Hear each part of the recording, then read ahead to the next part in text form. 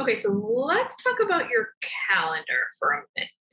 Do you get up in the morning and take a look at your calendar and go, oh my gosh, this is chaos. I'm not ready for this meeting. I don't know what to do about this appointment. Oh my gosh. Or do you wake up in the morning and look at your calendar and be like, I got this. Like, I've got my to-dos ready. I'm organized. I'm scheduled. I know what's going on. This is a problem that I see with a lot of nonprofit executive directors, development directors, anybody that's running their own business in the professional space, whatever it might be, for profit, nonprofit. We let our calendars take control of us as opposed to us taking control of our calendars. So I've done episodes on this in the past, but it's been a while. And so I thought I would share with you how I've set up for 2022 so that I can move through with ease and make sure that I have the time for the most important things that I need to get done, and so that I can continue to grow my organization in the way that I want to. This is critical, especially as leaders in our business, right? We need to be the ones that are making the strategic decisions, that are making sure that everything that we do goes directly to those income producing activities, and supporting our teams in doing the same. So I'm going to share with you what I'm doing in 2022 in hopes that it inspires you. But remember, you got to do what works for you. So hopefully a few of these tips will resonate, will make sense with the way that you operate and your team operates. But I hope you'll have a conversation with your team and really figure out how you can all work smoother, better, and more efficiently together so that you can fulfill the missions and the goals that you have for 2022. Before we get into this episode, though, this is brought to you by my patrons. I love my patrons so much, and I love supporting them in the work that we are doing through this podcast. Our patrons get additional support from me and my team, as well as bonus Q&As and workbooks and emails and all of the things to help them take action on the episodes that you hear from the Digital Marketing Therapy Podcast. So I'd love for you to go to thefirstclick.net/Patreon and check it out. Join us for as little as $5 a month, and let me help you take your organization to the next level. But for now, let's get into the episode. You're listening to the Digital Marketing Therapy Podcast. I'm your host, Sammy Bedell-Mulhern, and each week I bring you tips from myself and other experts, as well as hot seats with small business owners and entrepreneurs to demystify digital marketing and get you on your way to generating more leads and growing your business. Hey everybody, I'm Sammy Bedell-Mulhern, and I'm thankful that you are here listening to this episode of the Digital Marketing Therapy Podcast, where we're going to be discussing your calendar. So hopefully when you listen to the intro, you weren't completely overwhelmed and you weren't like, okay, whatever, like I have no control over my calendar, whatever. I promise you we can set some boundaries and we can make things work for you. It takes practice, and it definitely takes consistency. And it takes you really learning how to communicate what you need and teaching people how to treat you. So in the early stages of my business, I definitely had people texting me, calling me, doing all the things all the time, because I felt like if I didn't respond immediately to their email or their text, then I was missing an opportunity that might lead into a client or a customer. Now I know that just had me running in like 100,000 different directions, and I wasn't focused on the things that I needed to get done. And that, yes, I still respond to my students, customers, clients in a timely fashion. But it doesn't have to be 5 minutes. And I'm also really consistent and clear on the way that my schedule works and when I'm doing certain activities, so that I can have my brain power focused on a certain task and get that done. And this is communicated not only to my clients, but also to my team. So they know if they're reaching out to me for questions on a certain thing, that topic might have to wait till the next day when I can actually tackle that head on. And I promise you, my business isn't falling apart. I don't have clients that are coming at me yelling and screaming, saying, why aren't you responding? I'm setting expectation, and I am holding myself accountable to that as well, so that I can teach all of those around me to respect those boundaries also. So let's get into kind of what this looks like and what types of things you might want to think about when it comes to kind of building this ideal week and building kind of your ideal calendar. So the first thing that I want you to do is spend a week. If you can't do a whole week, at least do 3 or 4 days, like regular days, and time track. You can use an app called Toggl, Toggl. We'll link that up in the resources before this episode. Toggl is a great digital time tracking free app. You can do it on your phone. You can do it on your computer. And just track what you're doing, all the things that you're doing. Scrolling social media, writing letters, on the phone with potential donors or board members, anything and everything, driving the kids to school, sitting on the couch watching Netflix. I don't care what it is, and you don't have to share it with anyone else. So be brutally honest. But when we track our time, then we really understand what it is that we're doing throughout the day, because I promise you there's some things that are going to be on that list that are going to surprise you. There are going to be some times that you're spending on things that aren't income producing, that don't make sense to retain donors, that just are kind of off. But when it's right there in front of you, you're really going to see it and you're going to be able to make adjustments. And that's what we're trying to do here. So once you've done your time tracking, at least 2 or 3 days, I'd love to see you do a full week. Once you're done with that, then I want you to take a look at the times that you're spending and really rank them and figure out, okay, what things can I pass off? What are the things that only you can do? So you need to keep doing them. For example, only I can record these podcasts, but I don't edit them. I don't do the show notes. I don't do the transcripts, right? I have people that help me with that because somebody else can do that. So I can focus on other things that are going to help us reach my business goals. So what are the things that only you can do, and what are the things that you might be able to pass off on somebody? The hard part for leaders is, what are the things that are on your list that you've been wanting to pass off, but your type A personality just won't let you do it. So that's the challenge, is to try to get all of that stuff moved over to other team members, to other volunteers, and really kind of figure out what that looks like. You can also take a look at this list and say, what are the things that I need to let go of?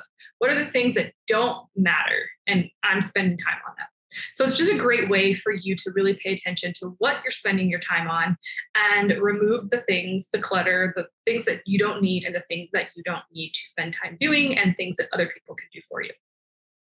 This could be something as simple as ordering groceries and getting pickup, as opposed to spending 30 minutes in the grocery store because you know that you get distracted and you go up and down every aisle and you buy all the junk that you don't need. So that doesn't just have to pertain to your personal or your business life, but also the things in your personal life that are maybe taking up time. So if you're saying, well, my calendar is crazy, I work all day, then I have to go to the store. Like, what are the things, and I don't get to spend time with my family. So what are the things that you can do that are also going to help you augment that? Meal planning, meal prep, getting groceries delivered, whatever that might look like.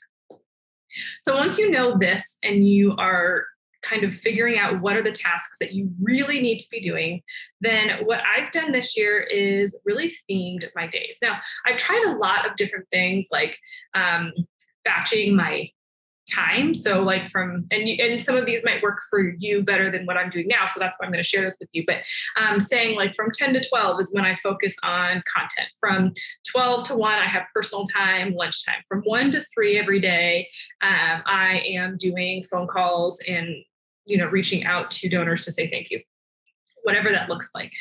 From 3 to 5, I'm running errands. From 5 to 7, it's family time. So you could absolutely block time every day, especially if you have similar tasks that you need to do every day. I find that I don't have the exact same tasks that need to be done every day, but I do have buckets of things that need to be done every week. And I like to have my brain power focused on one kind of core area. So what I've done is categorized my days. So Mondays and Wednesdays are my client days. So those are the days that I'm really focusing on my clients and getting everything done, making sure that my team has everything that they need to be able to continue to work on their project. Because they might be working on client stuff on other days that I'm not doing it, but I want to make sure that they have everything that they need to keep those projects moving forward. So that's what I do on Mondays and Wednesdays. Now, if I have extra time, if we have a light client load week, totally fine. Then I'll work on something else. But the core focus and the priority for those days are my clients and making sure that I'm getting everything to them that they need, and we're continuing to move our projects forward. So what does this look like then when a client calls or reaches out to me? Now, the beauty of it is I can still get back to them within 24 hours. And that's my personal goal, is to get back to folks within 24 business hours. And that's fine. And that works great for me. You got to figure out what's fine and works great for you. So I'm going to spend those 2 days heavy in client work, getting those things done. And then on Tuesdays and Thursdays are my content days. So today is a Tuesday and I am recording podcast episodes. You might notice that because I'm wearing this same shirt. If you're watching this on YouTube, thefirstclick.net/YouTube. If you're watching this video on YouTube, then you'll notice that I'm wearing the same shirt in this episode as I did in the previous one. And that's mostly because I just didn't feel the need to change my shirt. But I'm batching episodes and recording multiple episodes at one time. I get ready once a week and kind of work on that. The other things that I do during my content days, make sure that everything is uploaded to YouTube, make sure all of my show notes on the website are good to go, write email content, work on Pinterest, anything that's related to content that I'm generating. And this is great for me because it allows me to really focus on one task and focus on the same string of tasks. So like making sure that my designer has all of the things that they need in order to continue to do all the things that we need to promote and publish our podcast. I also on Tuesdays and Thursdays is when I typically have my masterminds, when I typically have my coaching calls and with my students and coaching calls with the programs that I'm in. So it's kind of a nice little way to bundle all of that up together. Now on Fridays, it's kind of a mixed bag. So I like to try to have some time set aside to do some learning. So staying up to date on certain trends, things that are happening in the industry, in the digital marketing space, so that I can provide the best value to you and my clients. If I have extra client work that I need to button up before the end of the week, absolutely, I'm doing that. And otherwise, just focusing on other things that I need to do in my business. So is that updating some of the things on my website? Is it working on some final content pieces that I didn't get done throughout the week? It's just kind of my way to catch up and wrap things up so that I can go into the weekend feeling relaxed and able to just spend that weekend with my family. It's rare that I work on the weekends. Usually if I am, it's because we're in a phase of an event that's coming up or something that's crazy time sensitive that just adds to the workload. So that's the core part of my week. So Monday, Wednesday clients, Tuesday, Thursday is content creation because we do a lot of content creation. And we're also working on some new things that are coming up. And then Friday is kind of my catch-all to wrap up, finish everything, and do some learning for the week. Now, the exception to my themed days is my morning routine. So I usually get up at 5:30. And again, you do this however it makes sense for you. I am a morning person. I am not an afternoon person. So I like to try to wrap up my day around 3:30, 4 o'clock when I go to pick up my daughter from school. My brain is pretty fried at that point anyway, so there's not a whole lot productive that I'm getting done. So I like to get up early and get things done. So 5:30, I wake up, usually make my water, my coffee or tea or whatever. And then I spend 15 minutes working on my email, trying to get everything cleaned up, organized, take a look at what came in, what do I need to focus on, what fires might there be, and get all the tasks into ClickUp, which is our project management tool that we use and love. So I'll spend 15 minutes on that. I will do, some journaling and some writing, some gratitude stuff.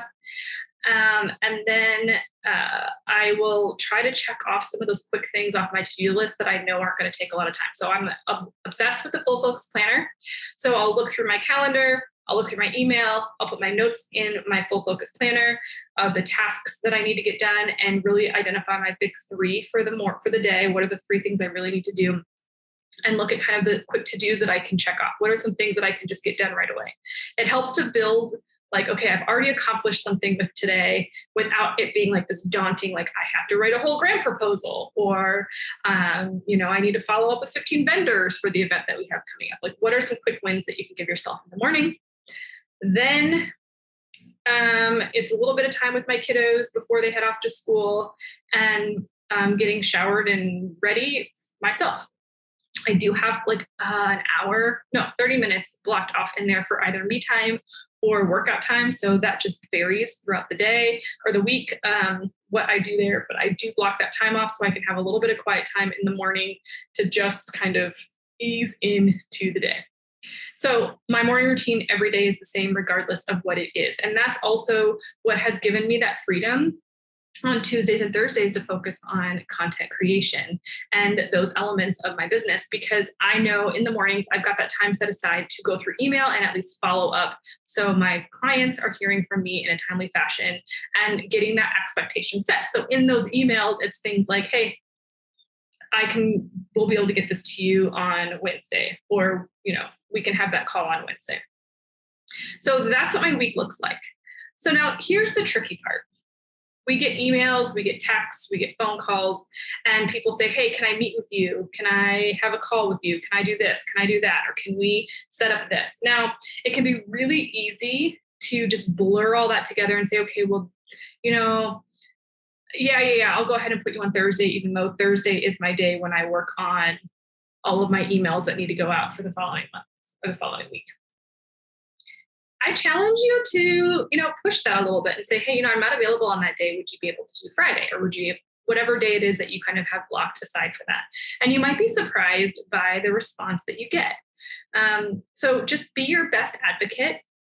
Communicate with everyone and let them know, like, these are the things that I'm working on. This is why, and this is, if your team as a whole can operate in this way, you're going to be a lot smoother, right? Then all of the things that are coming at you that day are going to be focused on a certain topic.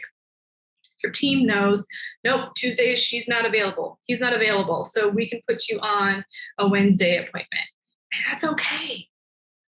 Because there's nothing worse than being in a groove on a project and then having people come in and want to talk to you about this and that and this and that. And it has nothing to do with what you're working on in that moment. And it just derails you and you can't focus and you can't get it done as effectively and as efficiently. And you end up wasting time. So try it, please. Try it out for the next month and see if this works for you. Set the goals and the content blocks or the batches of tasks that you need to get done that make sense for you. Communicate with your team, but please make sure you start with the time study. So whether you use Toggle or a good old fashioned notebook that you just carry around with you for a week, I hope that you'll try it. So those are my tips for how to take control of your calendar and get more done with less stress and more efficiently. I mean, don't we all want that?